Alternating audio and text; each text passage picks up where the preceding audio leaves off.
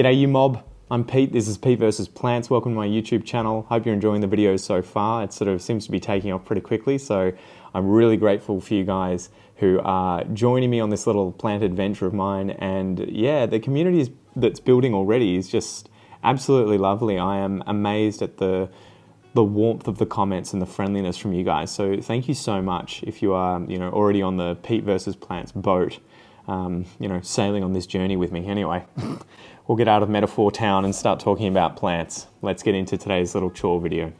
Alrighty guys, what's going on? It is another evening. Kids have just gone to bed. I was fluffing around with the plants and I thought, you know what, why don't we turn this into a video? So first things first, I should give you a squiz, give you a look at some of my high hopes. I'm hoping that one or more of these turn out to be a creme brulee Monstera Thai Constellation. I think creme brulee is technically not necessarily a term yet, but it's definitely a thing in terms of it being a very, very, very highly variegated Thai constellation, which goes for 10 to 20 times as much as a normal Thai constellation. And I have been obsessed ever since seeing some of these images, which I'll show you now on the screen.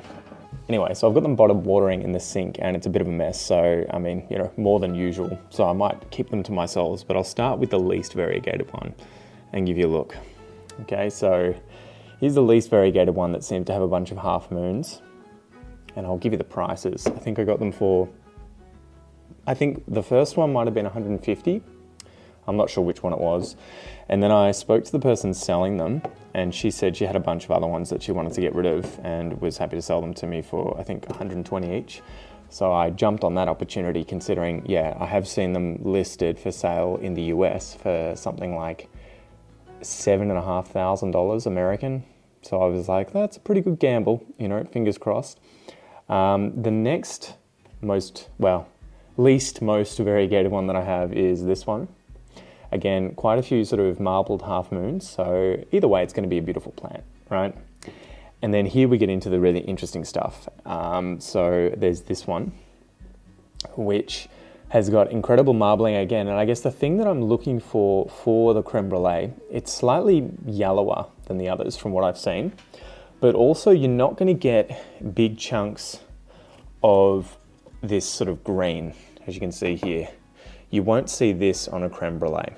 You may see these all white parts, but the parts that are green will look like this.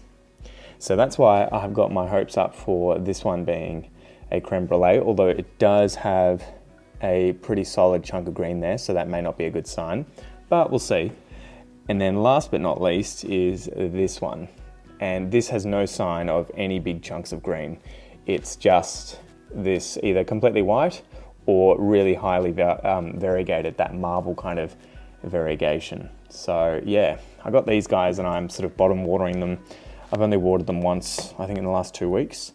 And yeah, I'm just pumped to see how they turn out. And the person that sold me to them, hopefully not, sold me these, was such a beautiful human being. She sent me a free Philodendron mame, which I gave to a friend of mine. Shout out to Natalie, who works at a nursery. And I gave her this plant because I've got a few already. And then they gave me this one. And I wonder if you guys can tell what this is. Any guesses? It's philodendron. It is a painted lady. And I'd wanted one of these for ages. Probably not one as small as this, but I'm kind of coming around to getting really, really small plants and growing them out and hopefully sort of following that journey with you guys so that you get to see what happens. I should add also, obviously, the the Monsteras Thai Constellations are obviously from tissue culture, and so is this guy. And the pretty sort of simplest way of knowing is usually if you see really small leaves all the way down to the base of the plant, it's almost definitely tissue culture, especially when they're really compact like this, layered sort of like a flat pancake around the soil. That's almost certainly been from tissue culture, because if someone were to take a cutting from a more mature plant, it's very unlikely you're going to get that kind of compact plant. Even if the leaves initially come out really small, usually from what I've seen, at least with the cuttings I've taken, even from smaller plants, the internodal spacing gets pretty big pretty quick, whereas with the tissue culture stuff, it takes a long time for the plants to kind of mature. Anyway, so I'm going to put these guys back in their baking tray. They get the royal treatment.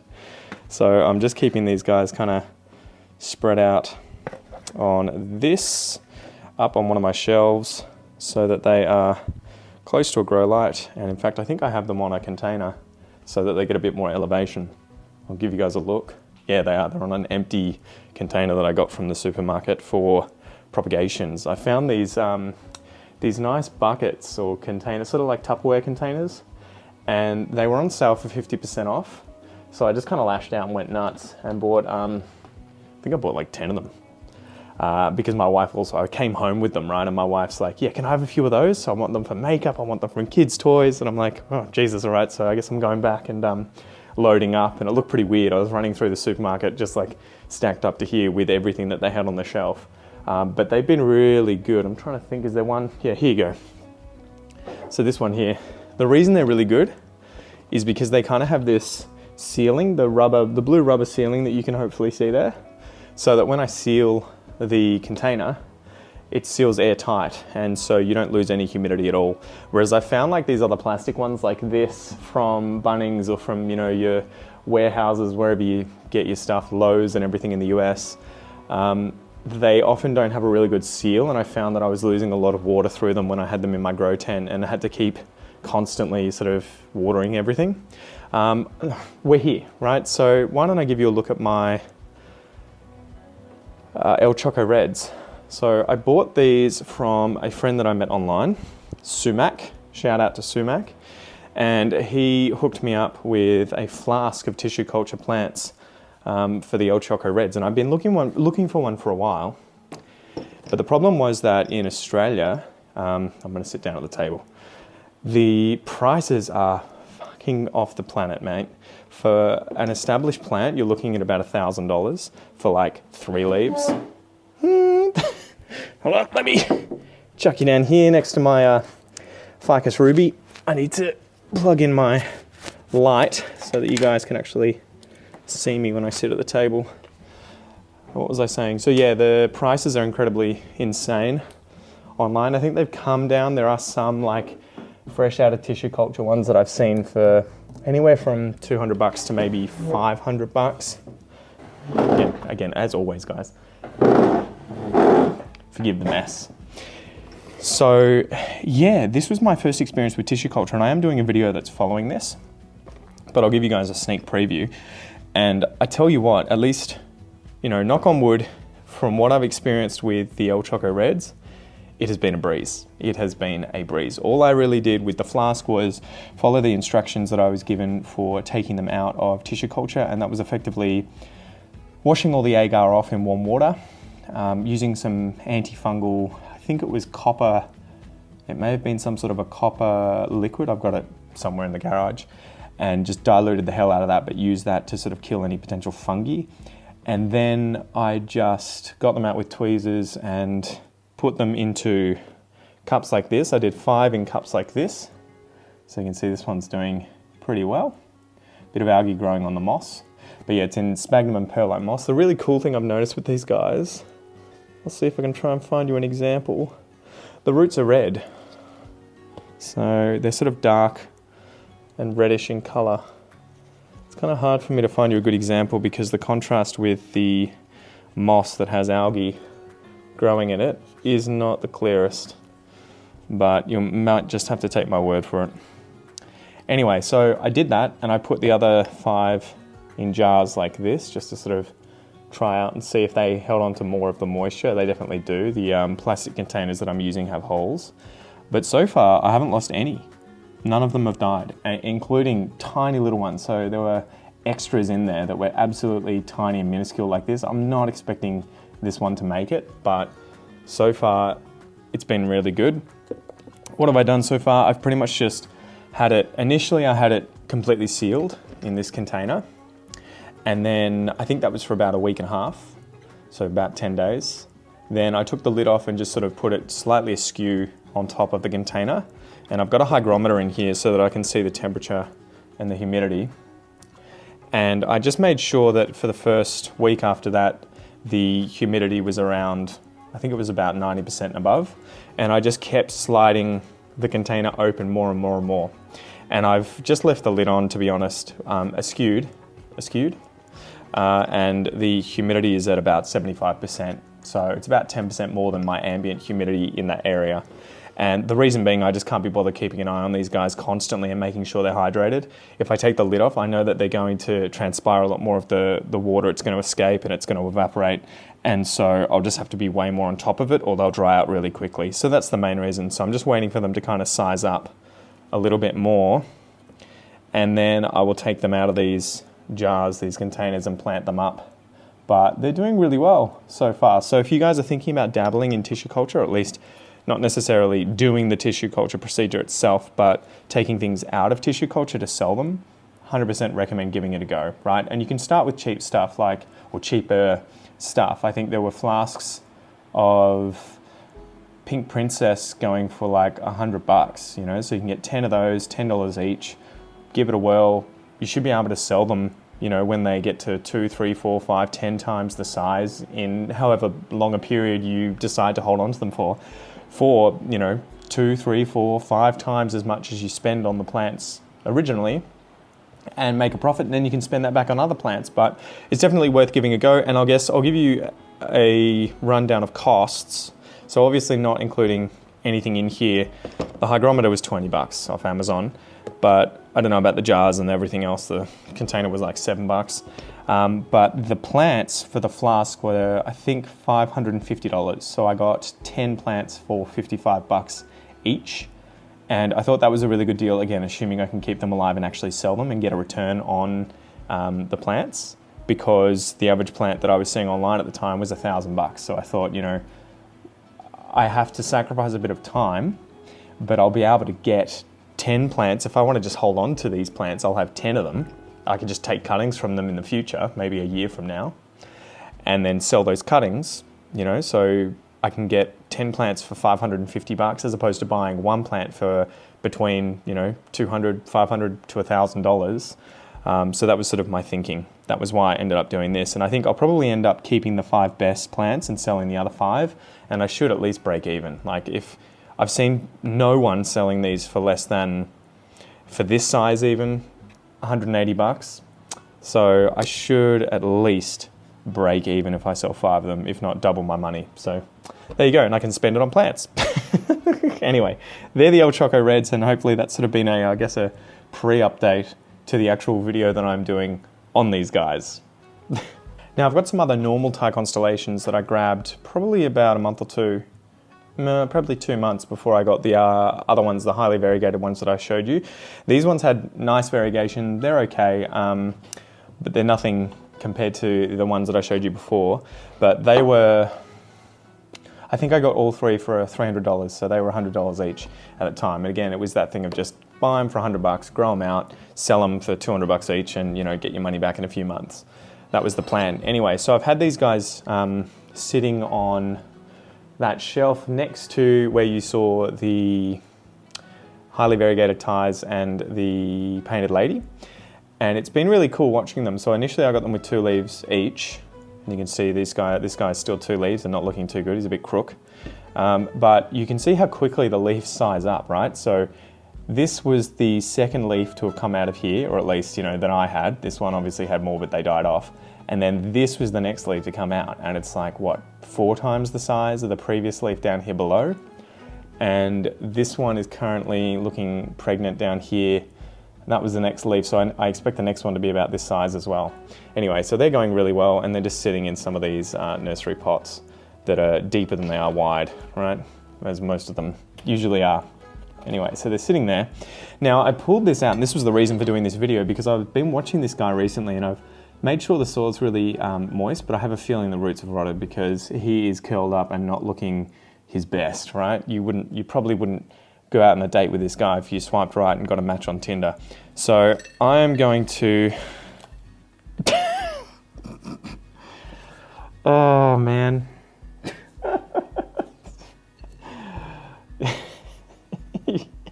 You reckon the roots rotted off, guys? I'm amazed that this guy was able to stand upright. Far out. So yeah, I guess the roots definitely had rotted off, and they are in here, I can see them. And it's interesting, I've heard people complain about Thais being really bad with root rot, and I personally hadn't experienced that until just now. I'm having a look at the soil and having a feel of it, and it's damp, it's moist, obviously, because the plant wasn't pulling any of the moisture out of it, but it's not like soaking wet, and I'll give you a look at it. I'll get you a closer look. It's pretty chunky, to be honest, so I'm kind of surprised that I suffered from root rot with this guy, but yeah, that you can see that these roots have gone to mush, so that's a pity. But I wonder if we can bring him back, because it looks like there's a little nub here and a nub here of root growth coming out. So it's obviously trying to hold on, right? And I'm sorry if you guys can't see that. I'm using my phone and it's obviously shit at focusing. So I reckon this guy will be okay. I think what I'm going to do is give him a little rinse. So I'll wash him off. Maybe we'll give him a little dip in some cloning oil, gel, and then chuck him in either a prop box. I might just put him in a prop box. That's probably the easiest thing in the world to do, really. But I'll just have to keep an eye on it. But yeah, it's a bit of a bummer, so that was $100. But, you know, these are the risks that you take. Okay, so I need Clone-X gel. Get some of that, that's up here. And, maybe I won't put it in a prop box, but I will put it into some sphagnum moss and chuck it into a container with a lid on it, and we can just keep an eye on it. Maybe that's the easiest thing. Okay, so I'm trying to sort of give you guys a good enough view. What are we going to do? I thought about using a smaller container, but I think I want this guy completely inside a vessel, and I'll put Glad wrap over the top of it. Okay, so I've got just a glass container here that I've got from a local, what would you call it, like a cheap clothing and house stuff store. It's called Kmart, right? I think it'd be the equivalent of Target in the US. We've got Target as well, but this was Kmart. It cost $2. So these are really good. I love these. They're so cheap. They're cheaper than buying glasses. Anyway, so I put a little bit of Lecker in the bottom just to have sort of a reservoir where I can put a bit of liquid in there and it doesn't just sit in the moss the whole time, because I get worried it's going to go putrid. And I can watch this to see how much of it evaporates, and once it's all gone and the moss is still sort of moist, I might fill it up a little bit and watch it just go. So I've got some moss here that I hydrated earlier today. This is just sphagnum moss, I believe, from New Zealand. And I'm just going to chuck sort of a bunch in there just to sort of, again, hold on to quite a bit of moisture so that, yeah, there's just quite a bit floating around in there. I found that if I only use a little bit of moss, especially if there's no seal on the top, it just dries out so quickly. So we're going to get our Clone-X and we're going to dip this guy in it. I'm not sure, maybe I should have soaked him in water overnight. You guys will have to let me know what you reckon, because he looks a bit dehydrated, but hopefully he soaks up a bit of moisture from inside here. And then I'm going to sit him down there and sort of fill around him in a very messily, disorganized fashion with my sphagnum moss to hopefully hold him upright without the leaves touching the sides nor the sphagnum moss, so that it hopefully prevents any rot happening to the leaves. Okay. So hopefully that's okay. Does that look good to you guys? What do you reckon? Should be all right. All right. Whoop. Klutz. Clumsy butterfingers. Okay, so I'm going to do that. I'm now going to pour in a little bit of my nutrient solution. In fact, I probably don't need that. I probably could just use water, but yeah, maybe I'll just use water. All right. So here we go, and I'm just going to pour it down sort of around the moss and hope that it sinks down into the reservoir below and goes up to about the top. In fact, that's perfect. So at the moment, this is the sort of method that I'm using. I let the water kind of sit at about this level where the moss is touching it and will wick the water up into itself but because I'll chuck this onto a heat mat, it should evaporate pretty quickly, which means with the Glad wrap that I put on the top, I probably need to leave a few little air holes in there just to allow some water to escape. So I'll now go get the Glad wrap and show you what I'll do for that. You guys will be thinking, why do you always call this stuff Glad wrap? It's saran wrap, it's cling wrap, it's cling film, whatever. That's why we call it Glad wrap. Okay. So I'm just gonna take off a little section here. In fact, that was probably overkill. Just fold it in half. Pull it tight, and I'm just gonna put it straight over the top, but leave a little gap so that air and moisture can get through. So hopefully you guys can see here, there's a gap so that a little bit will be able to escape. I can judge it, I'll keep an eye on it and see, you know, how quickly is this evaporating. If it's too fast, I'll cover this over. If it's too slow, I'll pull it back a bit. But that's the basic idea. So hopefully it goes well. Hopefully we bring this guy back. It's, you know, it's an expensive error, but it's all a learning process. And I kind of enjoy when I run into these mistakes or these issues, because it allows me to try these sorts of things, see if it works or not. And then hopefully later, if I have these same issues with, say, more expensive plants or plants that I'm more sentimentally attached to, I'll be able to bring them back from the dead, or at least the brink of death. So anyway, let's go find somewhere to put this guy on the shelf, and we'll chuck these guys back as well. Okay, so this is the spot where I have put him. The heat mat down here is at about 22 to 25 degrees Celsius. I'm not sure what the conversion is there for any of you guys who run in Fahrenheit. And if you saw my recent favorite obs, you will have seen the Zebrina back here and how it's been thriving on the heat mat in a similar sort of setup here, except instead of sphagnum moss, it's got perlite. And I guess I should show you, I've done a similar thing here. This is a white knight that I got that was sort of semi-rooted, and I have put it into the exact same setup as this one. It seems to be doing okay. This is a cool plant because let's see if I can give you a proper view here. I like this because it does the same thing as the El Choco Red. I think it must be anything that has pretty much these red stems or petioles. You'll see these roots that are red. So look at that, it's just taking off. So this method seems to do pretty well. I just filled it up with water before, but it had been completely empty until then. And this is the emerald, I don't know if it's an emerald green or a global green. I've been, you know, asking you guys in the comments of the video that I did. I'll link it above, but I mentioned getting this guy with the variegated Epipremnum pinnatum. And yeah, I'm still not sure 100% what it is, but it's rooting and it's slowly pushing out some roots there. But again, just sitting on the heat mat here. There's some other rehabs that I've got here. I've got I think it is an Alocasia sculprum. I'm not sure. What is it again? It's a Samar lance, right? But I forget the exact species name. Similar setup, it's in leca, water. Hopefully getting it to come back. It's not looking too crash hot. And in here, this is the funniest one of them all. I got some Philodendron Gigas and gave it a chop all the way back to the base. And those tiny little green leaves that you can probably see in there are what has popped up so far. So that's surviving. Anyway, I think that's kind of it for today. I just had a few of those chores that I found myself wanting to do and thought, you know what, I should just film this and turn it into a small video for you guys. But yeah, I'd love to chat to you guys down below in the comments about if you've had issues with root rot, with Thai Constellations, and if you have any experience pulling things out of tissue culture, raising them up, whether you wanted to sell them or keep them for yourself or whatever, have you got any experience and tips or tricks for doing that well? Anyway, I'm Pete. This is Pete vs. Plants. Thank you for joining me, and I'll see you next time.